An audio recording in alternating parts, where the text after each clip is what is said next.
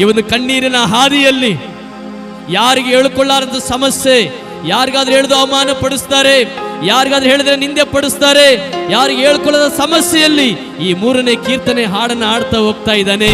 ಮಲಗಿಕೊಂಡ ಕೂಡಲೇ ನಿದ್ದೆ ಮಾಡಿ ಸುಖವಾಗಿ ಹೇಳ್ತೇನೆ. ಹಾಗಾದ್ರೆ ಹೇಗೆ ಇದನ್ನು ಸುಖವಾಗಿ ನಿದ್ರೆ ಮಾಡಲಿಕ್ಕೆ ಸಾಧ್ಯ?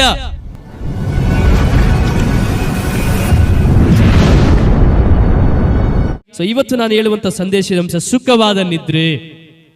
ನನ್ನ ಜೊತೆ ಹೇಳಿ, ಸುಖವಾದ ನಿದ್ರೆ. 3ನೇ ಕೀರ್ತನೆ 5ನೇ ವಚನ. ಯೆಹೋವನು ನನ್ನನ್ನು ಕಾಪಾಡುವನಾದ್ದರಿಂದ ನಾನು ಮಲಗಿಕೊಂಡು ನಿದ್ದೆ ಮಾಡಿ ಸುಖವಾಗಿ ಎಚ್ಚರಗೊಂಡೆನು. 4ನೇ ಅಧ್ಯಾಯ 8ನೇ ವಚನ. ನಾನು ನಿರ್ಭಯವಾಗಿರುವುದರಿಂದ ಮಲಗಿಕೊಂಡ ಕೂಡಲೇ ನಿದ್ದೆ ಮಾಡುವೆನು, ಯಾಕೆಂದರೆ ಯೆಹೋವನೇ ನನ್ನ ಯಾವ ಅಪಾಯವೂ ಇಲ್ಲದೆ ಸುರಕ್ಷಿತನಾಗಿರುವಂತೆ ನೀನು ಕಾಪಾಡುತ್ತಿ. ಈ ಒಂದು ಕೀರ್ತನೆ ಭಾಗವನ್ನು ದಾವೀದನು ಬರೀತಾನೆ. ಈ ಒಂದು ದಾವೀದನು ಎಂತ ಟೈಮ್ನಲ್ಲಿ ಕೀರ್ತನೆ ಬರೆದಿದ್ದಾನಂದ್ರೆ, ಸುಖವಾದ ಸಮಯದಲ್ಲಿ ಆತನು ಬರೆದಿಲ್ಲ, ತುಂಬಾ ಕಷ್ಟದಲ್ಲಿ ಹಾದು ಹೋಗ್ತಾ ಇರುವಂತಹ ಸಂದರ್ಭದಲ್ಲಿ ದಾವೀದನು ಬರೆದಂತ ಈ ಕೀರ್ತನೆಯನ್ನ ನಾವು ನೋಡುವಂತರಾಗಿದ್ದೇವೆ.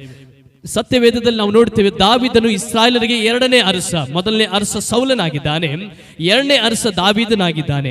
ಈ ದಾವೀದನು ತನ್ನ ಆಳ್ವಿಕೆಯಲ್ಲಿ 40 ವರ್ಷ ಇಸ್ರಾಯೇಲರಿಗೆ ನ್ಯಾಯವನ್ನ ತೀರಿಸಿದನು, ಇಸ್ರಾಯೇಲಿನ ಸಮಸ್ಯೆಗಳನ್ನ ಪರಿಹರಿಸಿದನು. 40 ವರ್ಷ. ಈ 40 ವರ್ಷಗಳು ಕಳೀತಾ ಇರುವ ಹಾಗೆ ದಾವೀದನಿಗೆ ವಯಸ್ಸಾಗಿದೆ.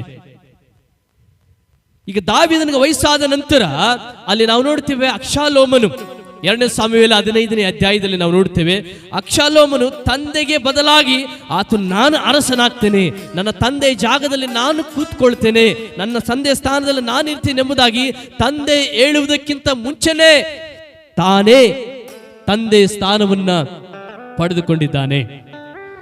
ತಂದೆ ಹತ್ರ ಬರುವಂತೆ ಎಲ್ಲ ಇಸ್ರಾಯೇಲರನ್ನ ಕರೆಸಿಕೊಂಡು ತಂದೆಯಿಂದ ನಿಧಾನವಾಗಿ ದೂರ ಮಾಡಿ ತನ್ನ ಕಡೆ ತಿರುಗಿಸಿಕೊಂಡನು. ಯಾವಾಗ ತನ್ನ ಕಡೆ ತಿರುಗಿಸಿಕೊಂಡ್ರು ಎಲ್ಲಾ ಇಸ್ರಾಯೇಲರು ಅಬ್ಷಾಲೋಮನನ್ನ ಹಿಂಬಾಲಿಸ್ತಾ ಇದ್ದಾರೆ. ಒಳಗಡೆ ಸಂಚು ನಡೀತಾ ಇದೆ, ಪ್ರಾಬ್ಲಮ್ ನಡೀತಾ ಇದೆ. ನೋಡಿ, ದಾವೀದನ ಕುಟುಂಬದಲ್ಲಿ ಸಮಸ್ಯೆ ನಡೀತಾ ಇದೆ. ಏನು ಆ ಸಮಸ್ಯೆ ಅಂದ್ರೆ, ಮಕ್ಕಳು ತಾನೇ ಸ್ವಂತ ತಂದೆಗೆ ವಿರೋಧವಾಗಿ ನಡೆದುಕೊಳ್ಳುತ್ತಾ ಇದ್ದಾರೆ. ತಂದೆ ಬದುಕಿರುವಾಗಲೇ, ತಂದೆ ಇನ್ನೂ ಸತ್ತಿಲ್ಲ, ತಂದೆ ಬದುಕಿರುವಾಗಲೇ ತಂದೆ ಜಾಗದಲ್ಲಿ ಮಗನು ಕೂಡ್ತಾ ಇದ್ದಾನೆ. ಒಳಗಡೆ ಕುಟುಂಬ ಸಮಸ್ಯೆ ಇದೆ, ಯಾರಿಗೆ ಹೇಳ್ಕೊಳ್ಳಾರಂತ ಸಮಸ್ಯೆ, ಯಾರಿಗಾದ್ರೂ ಹೇಳಿದ್ರೆ ಅವಮಾನ. ಅದಕ್ಕೆ 3ನೇ ಅಧ್ಯಾಯದಲ್ಲಿ ಕೆಳಗಡೆ ಹೇಳ್ತಾನೆ, ನನ್ನ ಗೌರವವನ್ನು ನೀನೇ ಕಾಪಾಡುವವನು, ನನ್ನ ತಲೆಯನ್ನ ದೇವರೇ ನೀನೇ ಎತ್ತುವವನು ಎಂಬುದಾಗಿ ಇಲ್ಲಿ ದಾವೀದನು 3ನೇ ವಚನದಲ್ಲಿ ಹೇಳುವುದನ್ನು ನೋಡ್ತೇವೆ. ನೀನೇ ನನ್ನ ಗೌರವಕ್ಕೆ ಆಧಾರವು, ನನ್ನ ತಲೆಯನ್ನು ಎತ್ತುವಂತೆ ಮಾಡುವವನು ನೀನು ಎಂಬುದಾಗಿ ದಾವೀದನು ಹೇಳ್ತಾನೆ. ಅಂದ್ರೆ ಕುಟುಂಬ ಸಮಸ್ಯೆಯಲ್ಲಿ ಆತನಿದ್ದಾನೆ. ಒಂದು ಕಡೆ ಜನರ ಸಮಸ್ಯೆ ಆತನಿಗಿದೆ, ಇನ್ನೊಂದು ಕಡೆ ಕುಟುಂಬ ಸಮಸ್ಯೆ ಆತನಿಗೆ ಉಂಟು. ಇದರ ಮಧ್ಯದಲ್ಲಿ ನಾವು ನೋಡ್ತೇವೆ 2ನೇ ಸಾಮುವೇಲ 15ನೇ ಅಧ್ಯಾಯ 23ನೇ ವಚನ ಓದೋಣ. ನೋಡಿ, ಪರಿಸ್ಥಿತಿಯನ್ನು ನೋಡಿ, ಅಯ್ಯೋ ಈ ರೀತಿ ಆಗ್ಬಾರ್ದಾಗಿತ್ತಲ್ಲ, ನಿಮ್ಮ ಮನೆಯಲ್ಲಿ ಈ ರೀತಿ ಸಮಸ್ಯೆ ಆಗ್ಬಾರ್ದಾಗಿತ್ತಲ್ಲ ಎಂಬುದಾಗಿ ಎಲ್ಲರೂ ನೋಡಿ ಬಹಳ ಅತ್ತರು. ಮುಂದೆ ಅರಸನು ಎಲ್ಲಾ ಜನರನ್ನ ಕರೆದುಕೊಂಡು ಕಿಚೋತ್ ಹಳ್ಳವನ್ನ ದಾಟಿ ಯಾವ ದಾರಿ ನಡೆದರಂತೆ? ಅರಣ್ಯ ಮಾರ್ಗ. ದಾವೀದನ ಸಮಸ್ಯೆ ಬಂದಿದ್ದಕ್ಕಾಗಿ ಎಲ್ಲರ ಮುಂದೆ ಸಮಸ್ಯೆ ಹೇಳ್ಕೊಂತ ತಿರುಗಾಡಲಿಲ್ಲ. ಅಯ್ಯೋ ನನ್ನ ಮನೆಯಲ್ಲಿ ಈ ಸಮಸ್ಯೆ ನಡೀತಾ ಇದೆ, ನನ್ನ ಮಗನ ನನಗೆ ಹೀಗೆ ಮಾಡ್ತಾ ಇದ್ದಾನೆ ಎಂಬುದಾಗಿ ಎಲ್ಲರಿಗೆ ಹೇಳಿ ದಾವೀದನ ತಿರುಗಾಡ್ತಾ ಇಲ್ಲ. ತಕ್ಷಣವೇ ದಾವೀದನಿಗೆ ಸುದ್ದಿ ಗೊತ್ತಾದಾಗ ದೇವರ ವಾಕ್ಯ ಹೇಳ್ತದೆ, ದಾವೀದನು ನೇರವಾಗಿ ಮನೆಯಲ್ಲಿ ಎಲ್ಲರನ್ನ ಕರ್ಕೊಂಡು ತನ್ನ ಹತ್ರ ಇರುವ ಸೇವಕರನ್ನ ಕರೆದುಕೊಂಡು, ನಡ್ರಿ ಹೋಗೋಣ. ಎಲ್ಲಿಗೆ ಹೋಗ್ಬೇಕಂತ ಗೊತ್ತಿಲ್ಲ, ಯಾವ ಸ್ಥಳದಲ್ಲಿ ಇರಬೇಕಂತ ಗೊತ್ತಿಲ್ಲ, ಯಾವ ಜಾಗದಲ್ಲಿ ನಿದ್ರೆ ಮಾಡ್ಬೇಕಂತ ಗೊತ್ತಿಲ್ಲ, ಯಾವ ಸ್ಥಳದಲ್ಲಿ ಏನು ಊಟ ಮಾಡ್ಬೇಕಂತ ಗೊತ್ತಿಲ್ಲ. ಅವ್ರಿಗೆ ಬಂದು ಹೇಳ್ತಾ ಇದ್ರೆ, ನಡ್ರಿ ನಾವು ಹೋಗೋಣ. ಅಬ್ಷಾಲೋಮನ ಬಂದು ಯಾವಾಗಾದ್ರೂ ಬಂದು ನಮ್ಮ ಮೇಲೆ ಬಿದ್ದು ನಮ್ಮನ್ನೇನ್ ಮಾಡ್ಬೋದು, ಹಾನಿ ಮಾಡ್ಬೋದು, ನಾವು ಹೋಗೋಣ ಎಂಬುದಾಗಿ ವಾಕ್ಯ ಭಾಗದಲ್ಲಿ ನಾವು ನೋಡ್ತೇವೆ. ಅರಣ್ಯ ಮಾರ್ಗವನ್ನ ಹಿಡಿತಾ ಇದ್ದಾನೆ. ಅರಣ್ಯ ಮಾರ್ಗ, ಅಡವಿಗೆ ಹೋಗ್ತಾ ಇದ್ದಾನೆ. ತಾನು, ತನ್ನ ಸೈನಿಕರು, ತನ್ನ ಕುಟುಂಬಸ್ಥರು ಅರಣ್ಯ ಮಾರ್ಗವನ್ನ ಹಿಡಿತಾ ಇದ್ದಾರೆ. ಅರಣ್ಯ ದಾರಿಯಲ್ಲಿ ಹೋಗುವಾಗ ನೋಡಿ ದಾವೀದನ ಪರಿಸ್ಥಿತಿ ಹೇಗಿದೆ ಅಂದ್ರೆ, ತುಂಬಾ ಕಠಿಣವಾಗಿ ದಾವೀದನ ಪರಿಸ್ಥಿತಿ ಇರುವುದನ್ನ ನಾವು ನೋಡುವಂತರಾಗಿದೆ. ತುಂಬಾ ಕಠಿಣ ಪರಿಸ್ಥಿತಿ. ನೋಡಿ ಏನೇನು ಬಿಟ್ಟು ಹೋಗ್ತಾ ಇದ್ದಾನೆ? ಮನೆಯನ್ನ, ಸ್ವಂತ ಊರನ್ನ, ಅಲ್ಲಿರುವಂತ ಜನರನ್ನ ಬಿಟ್ಟು ಹೋಗ್ತಾ ಇದ್ದಾನೆ. ಯಾವುದರ ನಿಮಿತ್ತ? ಕುಟುಂಬ ಸಮಸ್ಯೆದ ನಿಮಿತ್ತ. ಇವತ್ತು ಅನೇಕರು ಕೂಡ ಅಂತ ಪರಿಸ್ಥಿತಿಗಳಲ್ಲಿ ಇರ್ತಾರೆ. ಆತನ ಒಂದು ವೇಳೆ ಹಾಡಿರಬಹುದು, ಸುಂದರವಾದ ಹಾಡುಗಳನ್ನ ದೇವರನ್ನ ವರ್ಣಿಸಿ ಆತನನ್ನ ಸ್ತುತಿಸಿರಬಹುದು. ಆ ಟೈಮ್ನಲ್ಲಿ ದೇವರನ್ನ ನೆನಪು ಮಾಡಿಕೊಳ್ತಾ ಇದ್ದಾನೆ. ಯಾರನ್ನ ನೆನಪು ಮಾಡಿಕೊಳ್ತಾ ಇದ್ದಾನೆ? ದೇವರನ್ನ. ಯಾವ ಸಮಯದಲ್ಲಿ? ಕುಟುಂಬದ ಪರಿಸ್ಥಿತಿಗಳ ಮಧ್ಯದಲ್ಲಿ. ಯಾಕೆ ಪಾಸ್ಟರ್ ಆತನ ಮನೆಯನ್ನ ಬಿಟ್ಟು ಅಡವಿಯನ್ನ ಬಿಟ್ಟು ಹೋಗ್ತಾ ಇದ್ರಂದ್ರೆ ನೆಮ್ಮದಿಗಾಗಿ. ಯಾಕೆ ಆತನ ಸ್ಥಳವನ್ನು ಬಿಟ್ಟು ಹೋಗ್ತಾ ಇದ್ರಂದ್ರೆ ಯಾವ ಟೈಮಲ್ಲಾದ್ರೂ ಅಬ್ಷಾಲೋಮನು ಬಿದ್ದು ಏನ್ ಮಾಡಬಹುದು? ಹಾನಿ ಮಾಡಬಹುದು. ನಾನು ಇಲ್ಲಿರೋದಕ್ಕಿಂತ ಆ ಅರಣ್ಯ ಪ್ರದೇಶದಲ್ಲಿ ಪ್ರಶಾಂತವಾಗಿರುವುದೇ ಒಳ್ಳೆಯದು ಎಂಬುದಾಗಿ ಆ ಸ್ಥಳವನ್ನು ಬಿಟ್ಟು ಏನ್ ಮಾಡ್ತಾ ಇದ್ದಾರೆ?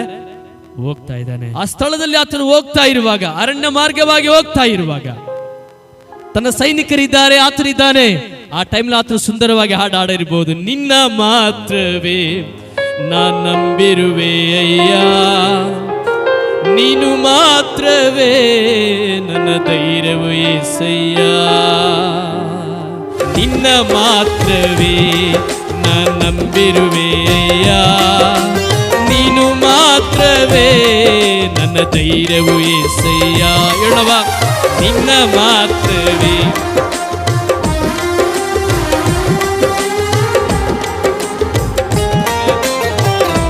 యేసయ్య, ಕೃಪೆ ತೋರುವವನು ನೀನು, ನಿನ್ನ ಮಕ್ಕಳಿಗೆ ಕೃಪೆ ತೋರುವವನು ನೀನು,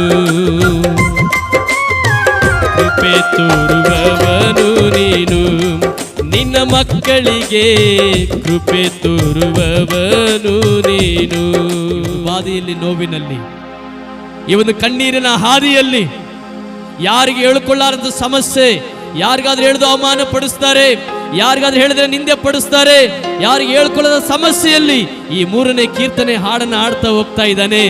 ದೇವರೇ, ನೀನೇ ನನ್ನ ಗೌರವಕ್ಕೆ ಆಧಾರ, ನೀನೇ ನನ್ನ ತಲೆಯನ್ನು ಎತ್ತುವಂತೆ ಮಾಡುವವನೆಂಬುದಾಗಿ ಹೇಳುತ್ತಾ ಹೋಗ್ತಾ ಇದ್ದಾನೆ. ಆ ಟೈಮ್ನಲ್ಲಿ ಆತನು ಹೇಳ್ತಾನೆ, ನಾನು ನಿರ್ಭಯವಾಗಿದ್ದೇನೆ. ಏನಾಗಿದ್ದೇನೆ ನಾನು? ಆ ಟೈಮ್ನಲ್ಲಿ ಹೇಳ್ತಾನೆ 5ನೇ ವಚನದಲ್ಲಿ, ಯೆಹೋವನನ್ನು ಕಾಪಾಡುವವನಾಗಿದ್ದಾನೆ. ಆತನು ಕಾಪಾಡುವನಾಗಿದ್ದರಿಂದ ನಾನು ಮಲಗಿಕೊಂಡ ಕೂಡಲೇ ನಿದ್ದೆ ಮಾಡಿ ಸುಖವಾಗಿ ಹೇಳ್ತೇನೆ. ನೋಡಿ, ಆತನು ನನ್ನ ಕಾಪಾಡುತ್ತಾನೆ. ಯೆಹೋವನೆಂಬ ಹೆಸರಿನ ಅರ್ಥ ಇರುವಾತನು, ಯಾವಾಗಲೂ ಇರುವವನಾಗಿದ್ದಾನೆ. ಇವತ್ತು, ನಾಳೆ, ಎಂದಿಗೂ ಎಂದೆಂದಿಗೂ ಆತನು ಇರ್ತಾನೆ. ದೇವರ ವಾಕ್ಯ ಹೇಳ್ತದೆ, ಆತನು ಎಂದಿಗೂ ಬದಲಾವಣೆ ಆಗುವುದಿಲ್ಲ. ಇವತ್ತಿದ್ದ ಹಾಗೆ ನಾಳೆ ಇರ್ತಾನೆ, ನಾಳೆ ಇದ್ದ ಹಾಗೆ ನಾಡ್ದು ಕೂಡ ಆತನು ಇರ್ತಾನೆ. ಎಲ್ಲಾ ದಿವಸ ಆತನಿರುವುದರಿಂದ ನಾನು ಭಯಪಡುವುದಿಲ್ಲ. ಆತನನ್ನ ಕಾಪಾಡುವನಾಗಿದ್ದಾನೆ. 121ನೇ ಕೀರ್ತನೆ 4ನೇ ವಚನದಲ್ಲಿ ಹೇಳ್ತಾನೆ, ಇಸ್ರಾಯೇಲರನ್ನ ಕಾಯುವವನು ತೂಕಡಿಸುವುದಿಲ್ಲ, ನಿದ್ರಿಸುವುದಿಲ್ಲ. ಆತ ನಿದ್ರೆ ಮಾಡದೆ ತೂಕಡಿಸದೆ ನನ್ನನ್ನು ಕಾಯುವವನಾಗಿದ್ದಾನೆ ಎಂಬುದಾಗಿ. ಹಲ್ಲೆಲೂಯಾ. ಹೇಗೆ ದೇವರು ಕಾಯ್ತಾನಂತೆ? ತೂಕಡಿಸಲ್ಲಂತೆ, ನಿದ್ದೆ ಮಾಡಲ್ಲಂತೆ, ರಾತ್ರಿ ಹಗಲು ಎಚ್ಚರವಾಗಿದ್ದ ತನ್ನ ಮಕ್ಕಳನ್ನ ಆತನು ಕಾಯ್ತಾನೆ ಅಂತೆ. ಅಡಿವಲ್ಲಿ ಇದ್ರೂ ಕಾಯ್ತಾನೆ, ಊರಲ್ಲಿದ್ರೂ ಕಾಯ್ತಾನೆ, ಕಷ್ಟದಲ್ಲಿ ಇದ್ರೂ ಕಾಯುವವನಾಗಿದ್ದಾನೆ, ಸಂತೋಷದಲ್ಲಿ ಇದ್ರೂ ಕಾಯುವವನಾಗಿದ್ದಾನೆ. ಯಾವ ಪರಿಸ್ಥಿತಿಯಲ್ಲಿ ಇದ್ರೂ ಕೂಡ ನಿದ್ರೆ ಮಾಡದ ಹಾಗೆ, ತೂಕಡಿಸದ ಹಾಗೆ ಕಾಯ್ತಾನೆ ಎಂಬುದಾಗಿ ಭಕ್ತಿ ನಿಲ್ಲುವುದನ್ನ ನಾವು ನೋಡುವಂತರಾಗಿದ್ದೇವೆ ಪ್ರೇರೆ. ಹಲ್ಲೆಲೂಯಾ. ಹಾಗಾದ್ರೆ ಹೇಗೆ ಈತನು ಸುಖವಾಗಿ ನಿದ್ರೆ ಮಾಡಲಿಕ್ಕೆ ಸಾಧ್ಯ? ಸಮಸ್ಯೆ ಇಲ್ವಾ? ಸಮಸ್ಯೆ ಇದೆ.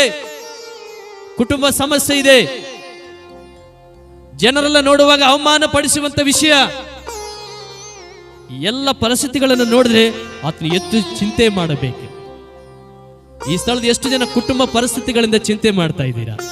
ಕುಟುಂಬ ಸಮಸ್ಯೆಗಳಿಂದ, ಅಯ್ಯೋ ಯಾಕೆ ಈ ರೀತಿ ನನ್ನ ಕುಟುಂಬದಲ್ಲಿ ಆಯ್ತು, ಯಾಕೆ ನನ್ನ ಮಕ್ಕಳ ವಿಷಯದಲ್ಲಿ ಈ ರೀತಿ ಆಯ್ತು, ಯಾಕೆ ನನ್ನ ಮನೆ ವಿಷಯದಲ್ಲಿ ಈ ರೀತಿ ಆಯ್ತು, ಯಾಕೆ ನನ್ನ ಪರಿಸ್ಥಿತಿ ವಿಷಯದಲ್ಲಿ ಈ ರೀತಿ ಆಯ್ತು ಎಂಬುದಾಗಿ ಇವತ್ತು ಎಷ್ಟೋ ಜನ ಚಿಂತೆ ಮಾಡಿ ರಾತ್ರಿ ನಿದ್ದೆ ಮಾಡ್ತಾ ಇಲ್ಲ, ರಾತ್ರಿ ನಿದ್ದೆ ಬರ್ತಾ ಇಲ್ಲ. ಯಾಕೆ ನಿದ್ದೆ ಮಾಡ್ತಾ ಇಲ್ಲ ಗೊತ್ತಾ? ಆ ಚಿಂತೆ, ಆ ಬಾಧೆ, ನೋವುಗಳು ಎಲ್ಲವನ್ನ ಅವರು ಒತ್ತುಕೊಂಡಿರುವುದರಿಂದ ಅವರಿಗೆ ನಿದ್ದೆ ಬರ್ತಾ ಇಲ್ಲ.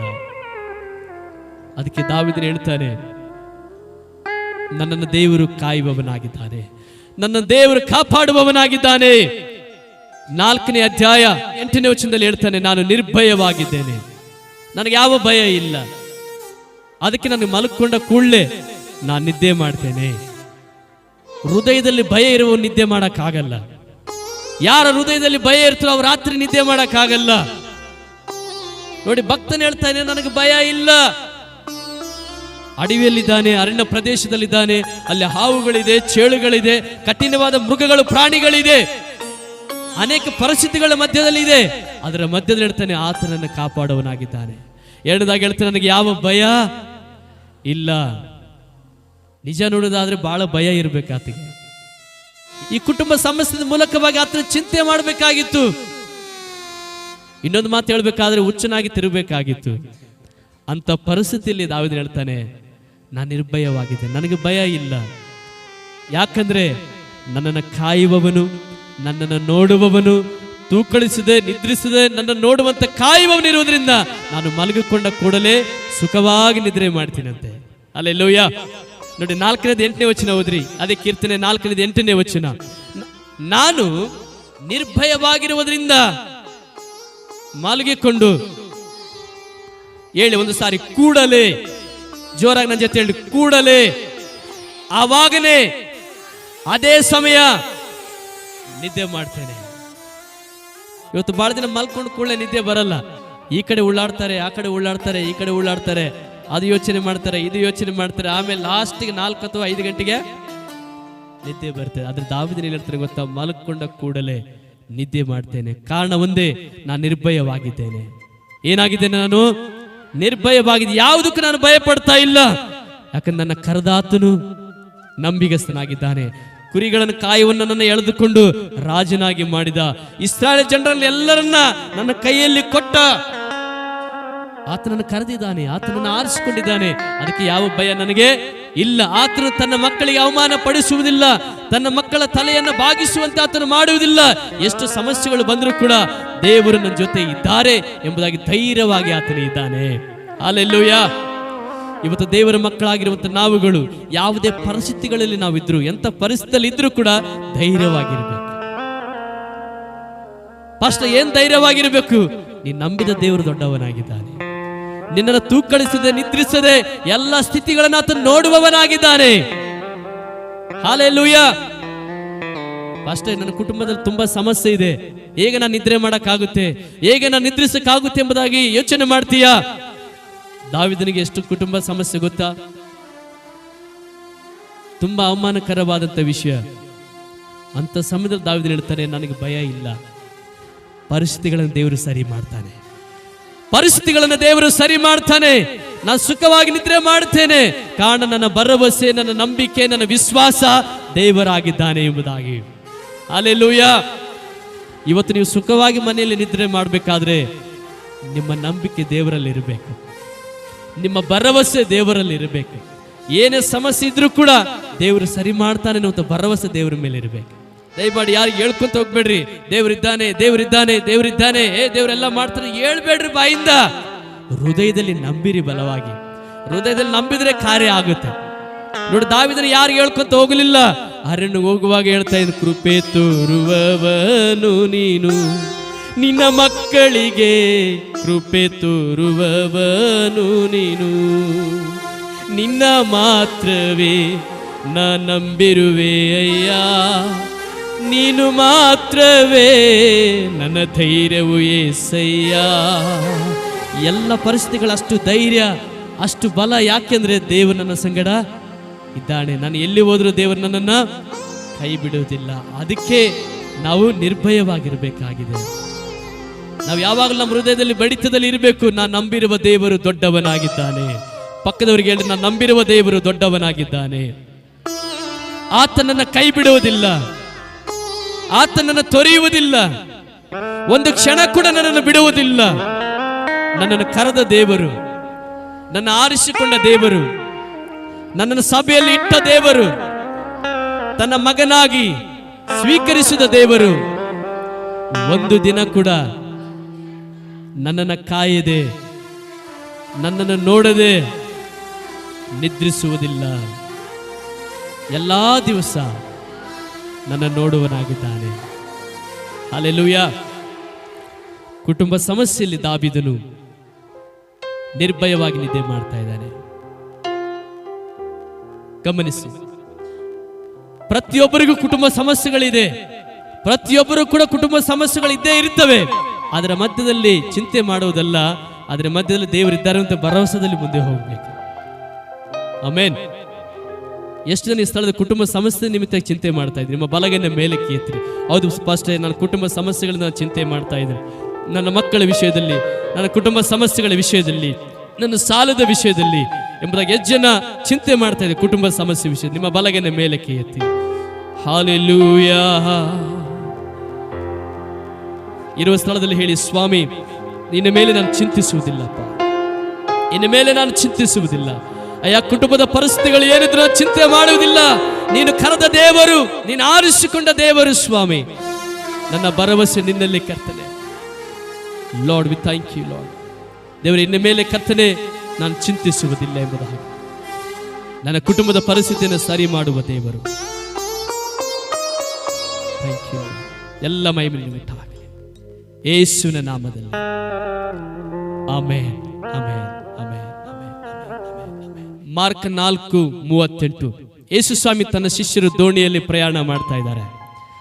ಯೇಸು ಸ್ವಾಮಿ ಇದ್ದಾರೆ, ತನ್ನ ಶಿಷ್ಯರು ಒಂದೇ ದೋಣಿಯಲ್ಲಿದ್ದಾರೆ. ಆ ದೋಣಿಯಲ್ಲಿ ಪ್ರಯಾಣ ಮಾಡಿ ಹೋಗ್ತಾ ಇರುವಾಗ ಸತ್ಯವೇದ ಹೇಳ್ತದೆ, ಬಿರುಗಾಳಿ ಬೀಸಿತು, ಅಲೆಗಳು ತೆರೆಗಳು ಅವರ ಮೇಲೆ ರಭಸವಾಗಿ ಬಂತು. ಆದ್ರೆ ಸ್ವಾಮಿ ಏನು ಮಾಡ್ತಾ ಇದ್ದಾರೆ? ನಿದ್ದೆ ಮಾಡ್ತಾ ಇದ್ದಾರೆ.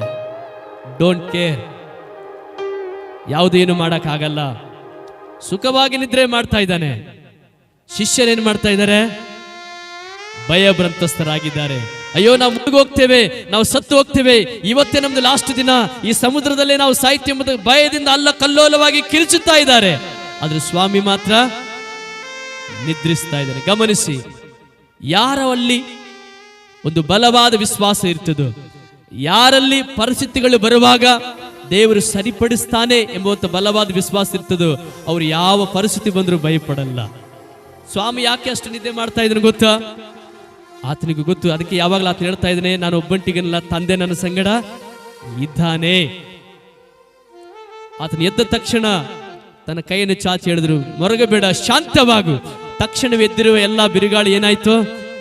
ಶಾಂತವಾಯಿತು. ನಿನ್ನ ಮೇಲೆ ಕೂಡ ಕೆಲವೊಂದು ಸಾರಿ ಬಿರುಗಾಳಿಗಳು ಹೇಳ್ತವೆ. ನಿನ್ನ ಮೇಲೆ ಕೂಡ ಅದು ಜನರಿಂದ ಆಗಿರಬಹುದು ಅಥವಾ ಬೇರೆ ಯಾವುದೇ ಪರಿಸ್ಥಿತಿಗಳಿಂದ ಆಗಿರೋ, ನಿನ್ನ ಮೇಲೆ ಬಿರುಗಾಳಿಗಳು ಬರ್ತವೆ. ಬಿರುಗಾಳಿ ನೋಡಿ ಹೆದರು ಬೇಡ. ನಿನ್ನ ದೋಣಿಯಲ್ಲಿ ಇರುವಾತನನ್ನು ನೋಡಿ ಸಂತೋಷ ಪಡು. ನೋಡಿ, ಗಮನಿಸಿ, ಆ ಬರುವಂತ ಎಲ್ಲ ಬಿರುಗಾಳಿಗಳ ಮಧ್ಯದಲ್ಲಿ ಯೇಸು ಹೇಳಿದ, ಶಾಂತವಾಗು. ಎಲ್ಲವೂ ಶಾಂತವಾಯಿತು.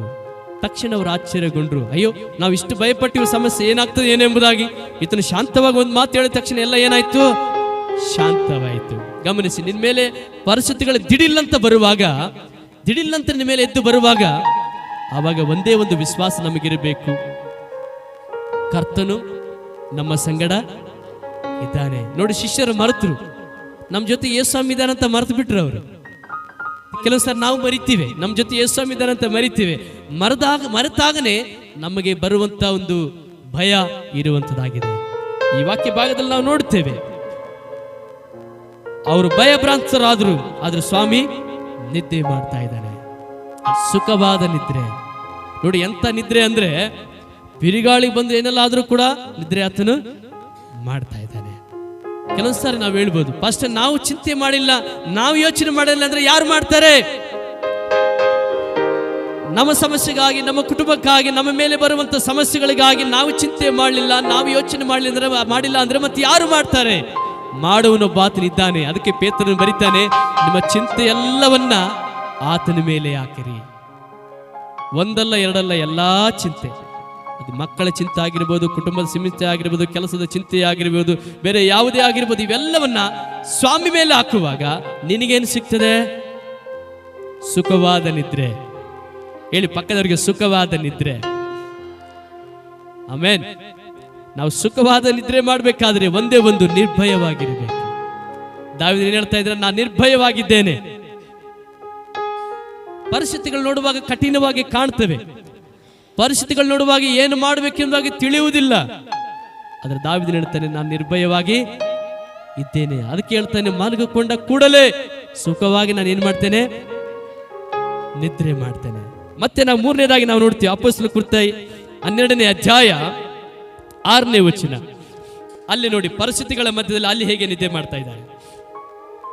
ಅವನನ್ನು ಜನರ ಮುಂದೆ ತರಬೇಕೆಂದಿದ್ದ ದಿವಸದ ಇಂದಿನ ರಾತ್ರಿಯಲ್ಲಿ ಪೇತ್ರನು 2 ಸರಪಣಿಗಳಿಂದ ಕಟ್ಟಲ್ಪಟ್ಟವನಾಗಿ 2 ಸಿಪಾಯಿಗಳ ನಡುವೆ ನಿದ್ದೆ ಮಾಡುತ್ತಿದ್ದನು. ಏನ್ ಮಾಡ್ತಾ ಇದ್ದಾನೆ ಪೇತ್ರ? ಎಲ್ಲಿ ನಿದ್ದೆ ಮಾಡ್ತಾ ಇದ್ದಾನೆ? ಜೈಲಲ್ಲಿ, ಸೆರೆಮನೆಯಲ್ಲಿ ನಿದ್ದೆ ಮಾಡ್ತಾ ಇದ್ದಾನೆ. ಯಾವ ಟೈಮಲ್ಲಿ ನಿದ್ದೆ ಮಾಡ್ತಾ ಇದ್ದಾನೆ? ಕೈಗಳಿಗೆ ಸರಪಣಿಗಳು ಕಟ್ಟಿ ಹಾಕಿದೆ, ಈ ಕಡೊಬ್ಬನು ಆ ಕಡೊಬ್ಬರು ಕಾವಲಲ್ಲಿ ಇಟ್ಟಿದ್ದಾರೆ, ಅದರ ಮಧ್ಯದಲ್ಲಿ ಆರಾಮಾಗಿ ನಿದ್ದೆ ಮಾಡ್ತಾ ಇದ್ದಾನೆ. ಹಲ್ಲೆಲೂಯಾ. ನೋಡಿ, ಯಾರಾದ್ರೂ ಸೆರೆಮನೆಗೆ ಹೋದ್ರೆ, ಯಾರಾದ್ರೂ ಜೈಲಿಗೆ ಕರ್ಕೊಂಡು ಹೋದ್ರೆ ನಿದ್ದೆ ಮಾಡ್ತಾರ ಅವರು?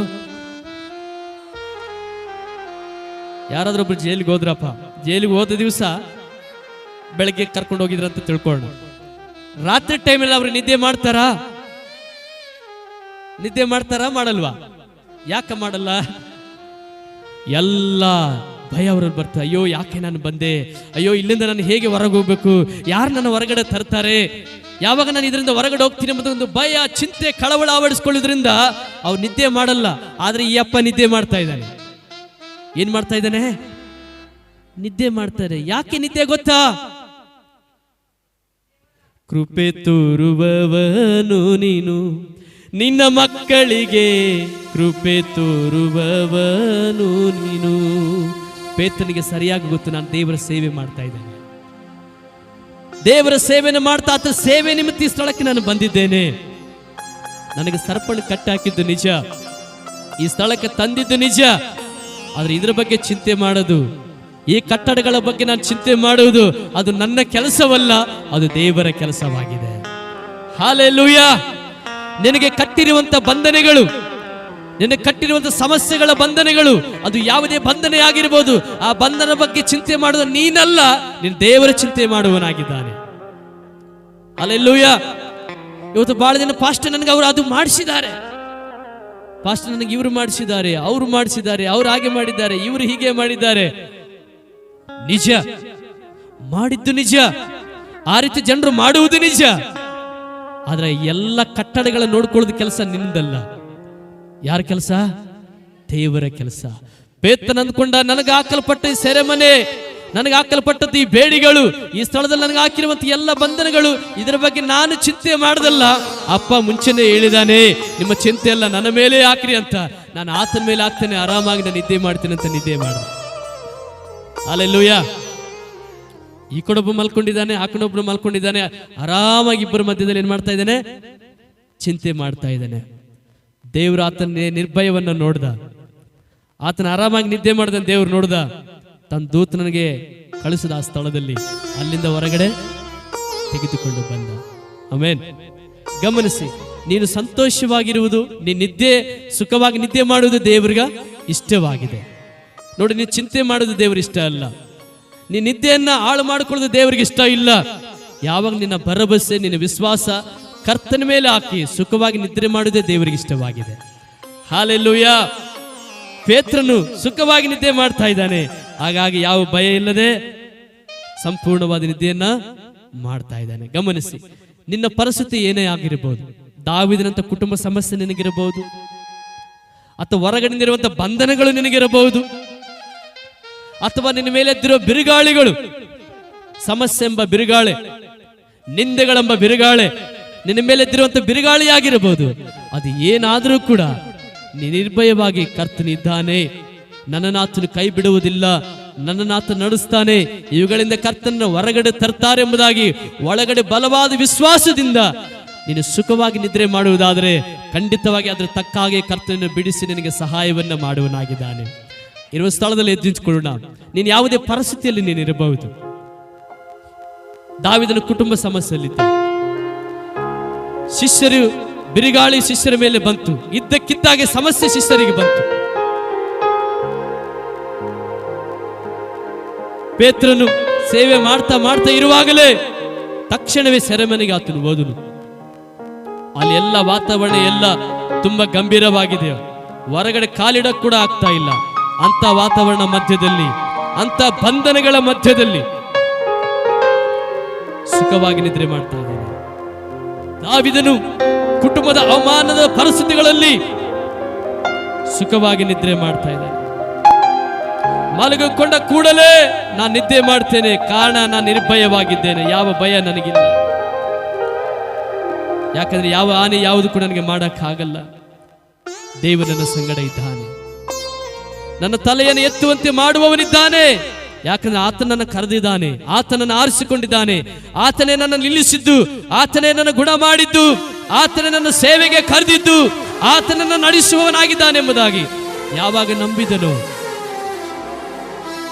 ಆತನು ಸುಖವಾಗಿ ನಿದ್ರೆ ಮಾಡಿದ. ಅನೇಕ ದಿನಗಳಿಂದ ನೀವು ದೇವರನ್ನು ಆರಾಧನೆ ಮಾಡ್ತಾ ಇರಬಹುದು, ರಕ್ಷಣೆ ತೆಗೆದುಕೊಂಡಿರಬಹುದು, ಪ್ರತಿ ವಾರ ತಪ್ಪದೆ ಸಭೆಗೆ ಬರ್ತಾ ಇರಬಹುದು. ನೀವು ಯಾರೇ ಆದರೂ ಕೂಡ ಈಗ ಕರ್ತನ ವಾಕ್ಯ ಹೇಳ್ತದೆ, ದಾವೀದನು ನಿರ್ಭಯವಾಗಿದ್ದನು, ಸುಖವಾಗಿ ನಿದ್ರೆ ಮಾಡಿದನು. ಇರುವ ಸ್ಥಳದಲ್ಲಿ ಬಲಗೈಲಿ ಮೇಲೆತ್ತಿ ದೇವರಿಗೆ ಹೇಳಿ, ದೇವರೇ ಇವತ್ತಿಂದ ದೇವರೇ ನಾನು ಸುಖವಾಗಿ ನಿದ್ರೆ ಮಾಡ್ತೇನಪ್ಪ. ಇವತ್ತಿಂದ ದೇವರನ್ನು ಯಾವುದರ ಬಗ್ಗೆ ಚಿಂತೆ ಮಾಡಲ್ಲ. ಆರೋಗ್ಯದ ಬಗ್ಗೆ ನಾನು ಚಿಂತಿಸುವುದಿಲ್ಲ, ನನ್ನ ಸಾಲದ ಬಗ್ಗೆ ನಾನು ಚಿಂತಿಸುವುದಿಲ್ಲ, ಕುಟುಂಬ ಸಮಸ್ಯೆಗಳ ಬಗ್ಗೆ ಚಿಂತೆ ಮಾಡುವುದಿಲ್ಲ, ನನ್ನ ಮೇಲೆದ್ದಿರುವ ಬಿರುಗಾಳಿಯ ಸಮಸ್ಯೆಗಳ ಬಗ್ಗೆ ನಾನು ಚಿಂತೆ ಮಾಡುವುದಿಲ್ಲ, ಕಟ್ಟಲ್ಪಟ್ಟಿರುವ ಬಂಧನಗಳ ಬಗ್ಗೆ ನಾನು ಚಿಂತೆ ಮಾಡುವುದಿಲ್ಲ. ಆ ಕೆಲಸ ನಿನ್ನದು ಕರ್ತನ, ಅದರ ಬಗ್ಗೆ ಚಿಂತಿಸಿ ನನಗೆ ಬಿಡಿಸುವವನು ನೀನು. ದೇವರೇ ನೀನು ನನ್ನ ಬಿಡಿಸುವನಾಗಿದ್ದೀಯಪ್ಪ, ನೀನು ನನ್ನ ಕುಟುಂಬವನ್ನು ಕಟ್ಟುವನಾಗಿದ್ದಿ, ನೀನು ನನ್ನ ಮಕ್ಕಳ ಭವಿಷ್ಯವನ್ನು ಕಟ್ಟುವನಾಗಿದ್ದಿ, ನೀನು ದೇವರಿಗೆ ಸಹಾಯ ಮಾಡುವನಾಗಿದ್ದಿ. ಚಿಂತೆ ಮಾಡುವ ಕೆಲಸ ನನ್ನದಲ್ಲ, ಚಿಂತೆ ಮಾಡುವ ಕೆಲಸ ನಿನ್ನದಾಗಿದೆ. Lord we thank you Jesus. Hallelujah hallelujah. ಹೇಳಿ, ಇರುವ ಸ್ಥಳದಲ್ಲಿ ನಿಮ್ಮ ಬಾಯಿಗಳು ತೆರೆದು ದೇವರಿಗೆ ಹೇಳಿ, ದೇವರೇ ಇವತ್ತಿಂದ ನಾನು ಚಿಂತೆ ಮಾಡುವುದಲ್ಲ, ದೇವರೇ ನನಗೋಸ್ಕರ ನೀನು ಚಿಂತಿಸುವ ದೇವರು. ದೇವರೇ ನಿನಗೆ ಸ್ತೋತ್ರ ಸ್ತೋತ್ರ ಸ್ತೋತ್ರ. Lord we thank you Lord, thank you lord.